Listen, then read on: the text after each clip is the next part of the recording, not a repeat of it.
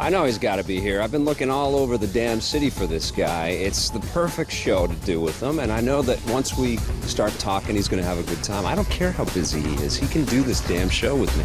He's going to have fun. It's all the stuff that he's into. Of course he's going to dig this. Looking in toy shops, electronic shops, video game shops, porn shops. There you are. I knew I'd find you. Hey, Vic. How's it going? Oh, good. Been touring video games live. I know. All around the world. I know. We're playing Vancouver. I know. Tomorrow night, Orpheum Theater. Call me when you come to town. Symphony.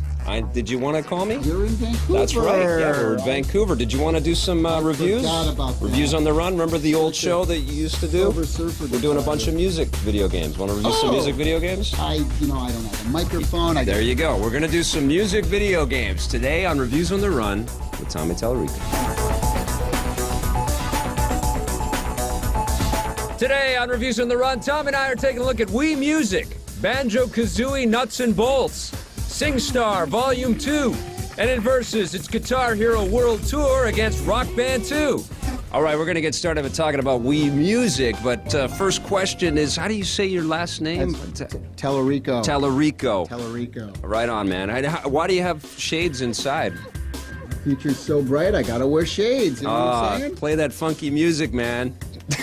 Deja vu. All right. All right, okay, let's talk about Wii Music. Yes. And from Nintendo, from the mind of Shigeru Miyamoto himself. And heavily hyped at E3 this year. Now, heavily derided. A lot of skepticism about this title. Well, What'd you think about Wii Music? Well, here's the thing. I mean, I remember when they first debuted, way back in the last E3 they ever did, when they first debuted the Wii, this was one of the demos. Yes. So I've been looking forward to this game for over 3 years now. For sure. Okay, so here's the thing. The first part of the game is a whole tutorial. Now, there's 4 different ways, styles, of playing the instruments. There's the piano style, where you take both controls like this. I've never played a piano that way, by the way. Me either, but it works for drums too. Two hammers. And then you have the horn style or trumpet style, which is where you take the controller and you have to push the 2 buttons. Yeah. And what's cool about that is when you go up and down, it controls volume. I preferred the trumpet over all the other instruments. I don't know about you. Okay. And then the third one is the violin style, where you take the thing and you can go like that. And then the fourth one, of course, is the strumming guitar thing. Yeah. Well, it is a great concept in the fact that you don't have to invest in any other instruments. You can play 4 players with the Wiimotes and nunchucks that you currently have in your house. You don't have to buy the Guitar Hero guitar.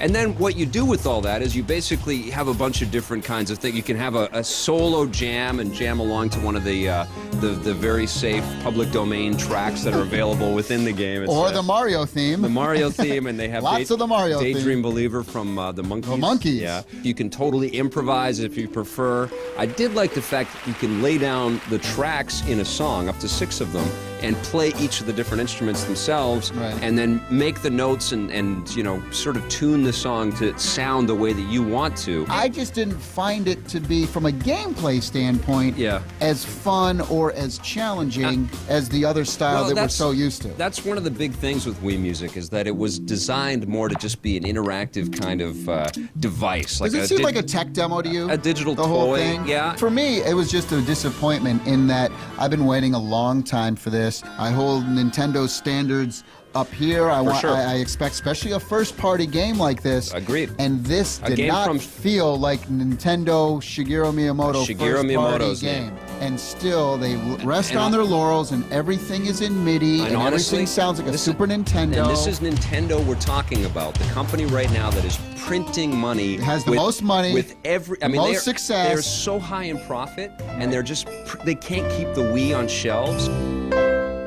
Wii Music will be a fun diversion for a couple of nights, but I really think you're going to put it away Not and forget much all about it. replay value, is it? What are you going to give Wii Music? I'm going to give Wii Music a 5.5. I was really let down. Me too, 6 out of 10.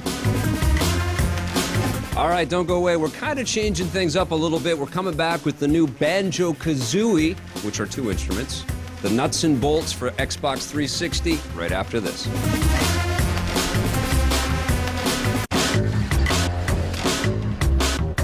Hey, happy holidays. I've got a treat of a game here for the iPhone and iPhone gamers out there. It is called Rolando, published by NG Moko, which is the company that former Electronic Arts executive Neil Young founded not too long ago. And this is the game that everybody's been hyping up on the iPhone. And I'll tell you what, it lives up to expectations. Rolando is a real treat. You're basically controlling a bunch of little circular beings. And they're separated, and there's a whole bunch of little ones all are clambering around. Feels a little bit like the play mechanic of Loco Roco, in that you kind of tilt the world for them so that they can kind of slide and jump and bounce and sort of, you know, collect and get to the exit point. There are lots of cool little physics-based problems and things to solve in there as well, little, you know, windmills and stuff like that you'll have to navigate through. And you're trying to save as many of the little Rolandos as you can. You're gonna fall in love with the graphics, the music is terrific, the gameplay is cool. There's lots of just little flick navigation things like that to make them jump, and tilting the world is seamless. 36 levels for 10 bucks. This is honestly some of the best gaming you can do on the iPhone, and it's a great indication of where this platform is taking us. I've been super impressed with iPhone gaming in 2008, and I can't wait to see what 2009 is bringing us. I'm giving Rolando 9.5 out of 10.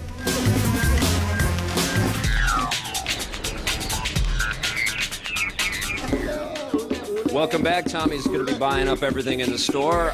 I hope Long and McQuaid knows that. He's going to buy one of everything. We're talking about Banjo-Kazooie nuts and bolts for the Xbox 360. Bolts. This is from Rare, and of course Rare was the highly publicized acquisition from Microsoft a few years ago. Named good, Rare, because it's rare that they come out with a good game since they've been bought by Microsoft.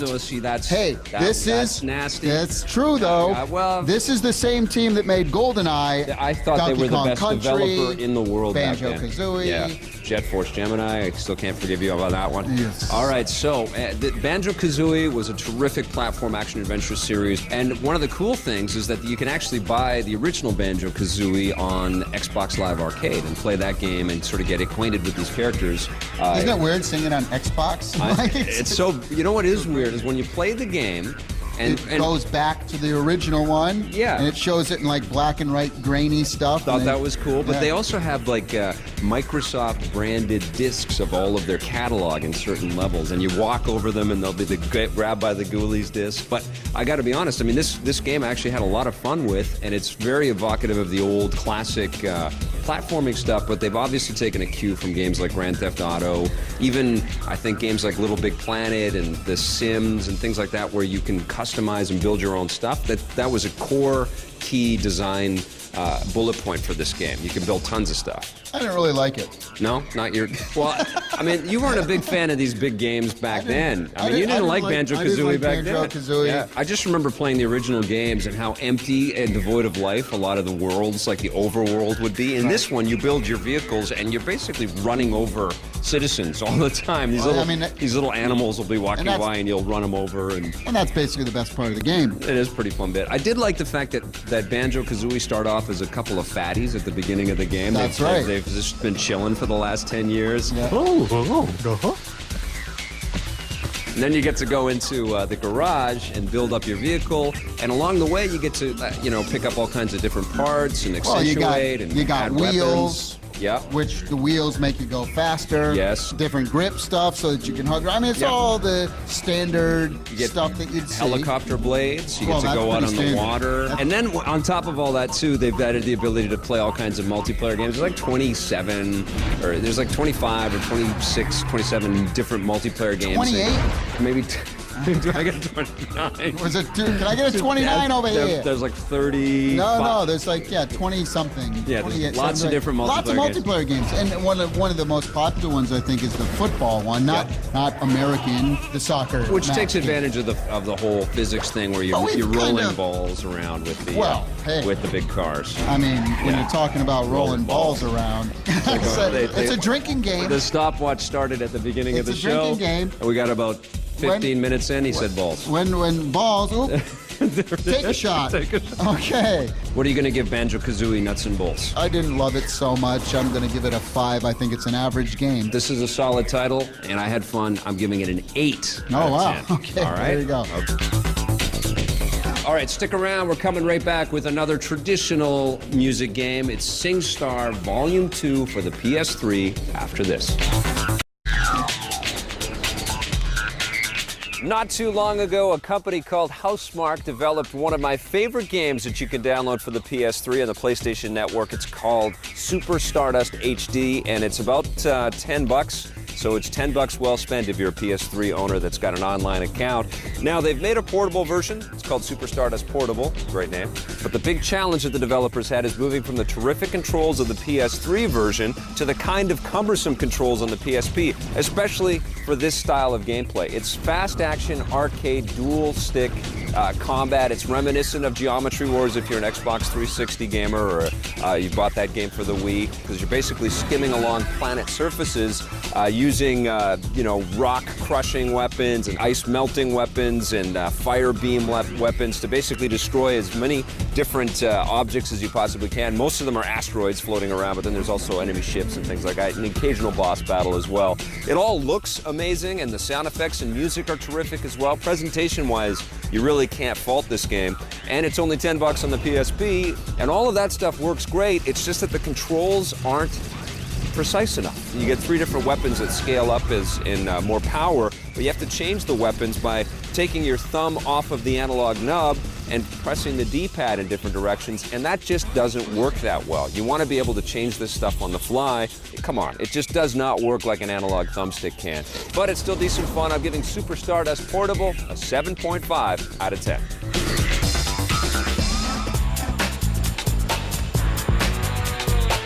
Welcome back. We're talking about SingStar Volume 2. And you gotta sing it when you say it. Welcome back to. We're talking about SingStar. Welcome back, Cotter. What the hell? What is else that? you got with Welcome Back? What else you got? You just sing it. Just sing, man. Welcome back. What do you got? Wow. You got some singing? I got nothing. Yeah, you got nothing, right? So all right, so SingStar Volume 2, it's out there. If you liked SingStar Volume 1, you know what you're in for. It's just new tunes. You can play a little battle against somebody else. It's all singing, it's all karaoke, and we're going to talk about Rock Band and Guitar Hero after the break in our verses. And man, when I have to say, when I play games like that and I come back to SingStar, as much as I can appreciate its value and its coolness to be able to sing, it seems so thin. Archaic almost. Really. But it works really well. I mean, the audio quality is really solid. It'll pick up everything. You can hear yourself through the whole game, which I kind of like. And you can mute the original vocals in the game if you want and totally take over. You get the music videos of the actual stars. You can put everything on a loop, too, and just listen to the music if you want to.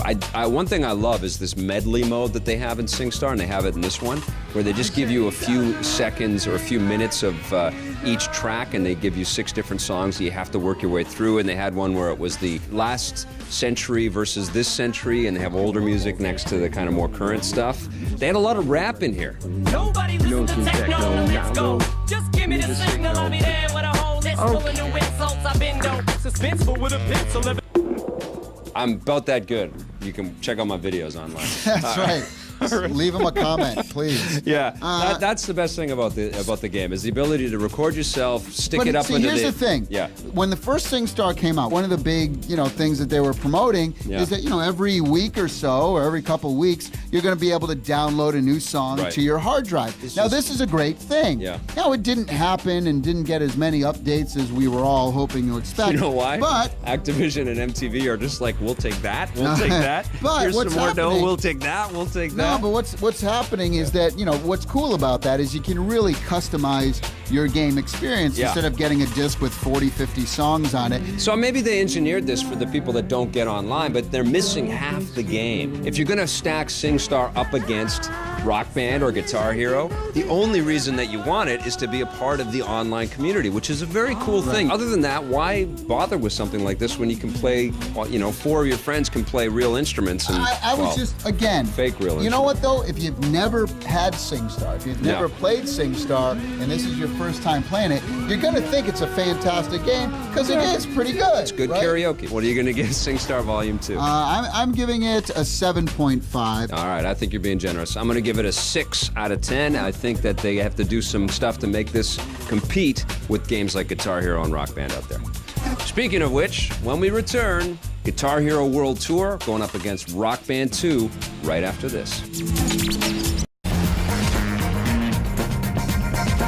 Hey, welcome back. It's probably the biggest versus of the year. It's Guitar Hero World Tour going up against Rock Band 2. Lots of people have been wondering how this matchup was going to be, and of course we're going to get right into that. Let's start talking about graphics. What do you think? I give the edge to Rock Band. Actually, I'll tell you why. You know, it was weird in Guitar Hero this time around. I think since Neversoft has kind of taken over, they kind of go into like a little more cartoon-style graphics with the people, and the cinematics and stuff were cartoony. That was the look on the PlayStation 2, but they kind of exaggerated it even more. Exactly. And then, but in Rock Band, they're almost trying to get more of a realistic kind of look and a realistic feel. It's still stylized, but I do like the kind of video effects and the transitional things that they do in Rock Band. It's cleaner, right? Exactly. Well, and even when you're actually playing the song, I think that the camera angles that they do are really creative. And they do like a lot of out of focus stuff with the audience, and the lighting effects and things are synchronized. It's not like World Tour looks bad either. I think they've done some really cool things with the animated transitions, the story bits that they sort of guide you along with, and they've also modeled some of real life rock stars like Billy Corgan and Sting and Ted Nugent and stuff like that, and they all look pretty cool too. Now, one of the things though that I thought was interesting is the actual graphics for the gameplay. I almost leaned a little bit towards Guitar Hero. I feel exactly the same way. Because I like the circular big buttons and the actual fretboard itself. And now there's actual strings as the lines, and I thought that was a nice touch. I like the look of both games, but I prefer Rock Band 2. I'm with you. What about the audio? Well, the audio is an interesting one because, of course, in Rock Band, you know, they actually use the real tracks. Yes. They remix them. Sometimes they re-record them. Remix them. So you got a lot of the same things. But the amazing thing about the Rock Band audio that I found spectacular was when you're actually playing the game, not only is the crowd kind of chanting and stuff, but they sing along with some of the songs. And that's the moment when you feel like a rock star, isn't it? It felt like you were really playing a gig. American woman, mama, let me Guitar Hero, now, the they use amazing master thing, tracks in Guitar Hero. Guitar Hero uses a lot of master track stuff as well. And it sounds way better than it has previously. It's the best one so far. But again, if we're comparing the two together, I'm going to give the slight edge to Rock Band, if not just because there's the interactive fan elements there. So audio for Rock Band overall, I'm going to give the audio to Rock Band. Oh, wow. Okay, that's 2 for 2 so far to Rock Band. All right, now what about in the gameplay department? Well, gameplay is the most important thing. Yep. So, you know, Guitar Hero really defined this whole genre. Even though before Guitar Hero, Konami put out a game called Guitar Freaks. For sure. Guitar Hero was really the one that took it to the next level. Big time, and Harmonix was working on music games long before Guitar Hero as well, trying to crack this market. But the interesting thing is, Guitar Hero, which established the whole market, is now having to copy Rock Band that jumped in last year, so it's the same thing. The other thing too, just to talk about the instruments a little bit here, from an aesthetic standpoint, nothing beats the Fender Stratocaster and Rock Band. It's so slick. I mean, it's got this. It's got, you know, doesn't it's feel cheap at all. It's the Starburst. I mean, it looks like a real guitar. You have like a really nice like redwood neck. But from a gameplay standpoint, I got to tell you, I like the guitar in the way the guitar plays in Guitar Hero, and I'll tell you why. A lot of people that played Rock Band last year preferred the Guitar Hero guitar because the clicking, when you hit the flipper, the pick flipper, it kind of clicks. The Rock Band one doesn't do that. Aesthetically, Rock Band, gameplay-wise, Guitar Hero. Which one do you give it to? And you know what? I'm going to give it a tie. I agree. They're both fantastic. I think I like the Fender just a little bit better. But that being said, the drums in Rock Band, I thought were way much more responsive, though. They were, but in Guitar Hero, the drums are not so much. But I love the fact that you have cymbals. I think it completely changes the mechanic. I agree. Yeah. So I think the Guitar Hero drums are better. I'm going to give the edge instrument-wise to Rock Band for the drums. For the drums, okay. It's like one of them is pushing the other one to do better, and I like that. For me, though, I think I kind of liked the overall world and career of Rock Band I agree. A little bit better. I agree. What are you going to give Guitar Hero World Tour? Guitar Hero World Tour gets a 9. I'm giving it a 9. What are you going to give Rock Band 2? I'm going to give that a 9.5. I'm right there with you. There you go. 2 of the biggest music games of all time. 2 of the biggest games of all time. Let's be honest. They're both terrific, but we both preferred Rock Band 2 a little bit. Today on the show, Tommy and I took a look at Wii Music. This is a clever toy-like diversion and a great concept from Nintendo, but the presentation and gameplay is pretty lackluster, the music is lame, and frankly, we expect a lot more from the talented teams at the gaming giant. Banjo-Kazooie Nuts and Bolts, an ambitious platformer mixed with robust vehicle customization gameplay and complemented with a ton of fun minigames that adds up to be a pretty good value for the Xbox 360. But you have to buy into the characters and universe that Rare's created, and some folks, like Tommy, are past it. SingStar Volume 2. The online implementation and presentation in SingStar is pretty sweet, but it does feel very simplistic and dated next to music games like Guitar Hero World Tour and Rock Band. And there's no real change from SingStar Volume 1, so this should have just been downloadable. In Versus, we took a look at Guitar Hero World Tour. This is a great direction for the Guitar Hero franchise, and there is a ton of great gameplay value and challenge here, but the music doesn't sound quite as nice as it does in Rock Band, and some newbies may find the gameplay a little too challenging. We looked at that one against Rock Band 2. The predecessor was a superb game last year, and this year it's a pretty safe improvement, but you never get tired of the crowd singing along with you, and the addition of cool features like the no-fail mode and the game's new challenges will keep you coming back for more. We love both of these games, and also that both have huge and ever-growing catalogs of new music to enjoy, but we're slightly bigger fans of Rock Band 2. The Rogers Video Game of the Week is Rock Band 2, but if you have an iPhone, you better be downloading Rolando.